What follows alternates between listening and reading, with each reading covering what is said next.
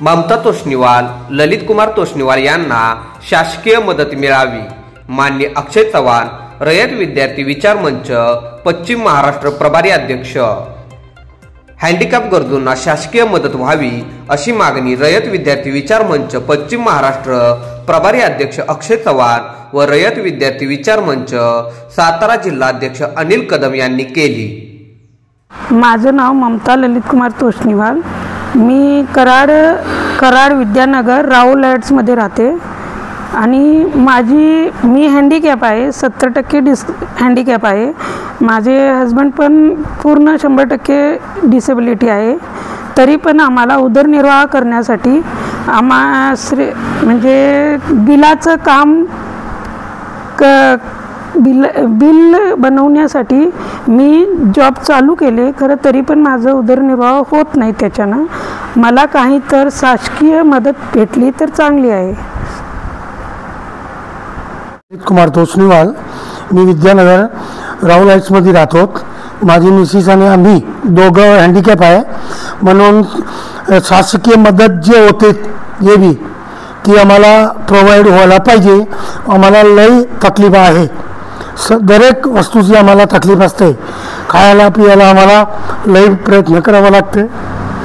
ते हिशोबे आम्हाला मदत द्या, जे तुमचं बनते ती मदत द्या, 3 व्हीलरची द्या, काय भी मदत द्या, पण आम्हाला तुम्ही मदत करा।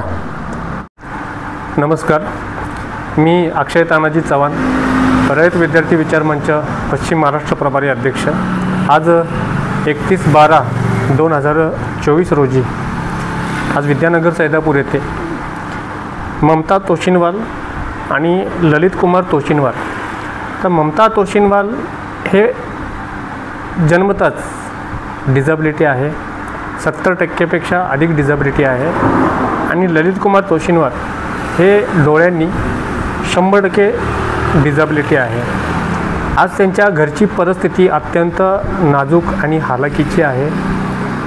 आज उदरनिर्वाहासाठी कुठं ना कुठंतरी काम करावं लागते, 4 पैसे कमवावे लागतात त्यांना। त्यानिमित्तानं त्या आज श्री ट्रेडर्स कोपर्डे रोड इथं ते काम करतात, नाईलाजाने काम करतात।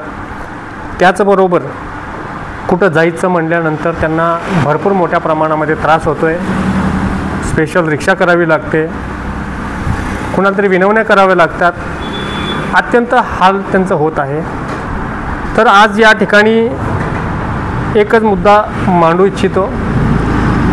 अनेक शासकीय योजना राबवल्या जातात, अनेक योजना या समाजामध्ये राबवले जातात।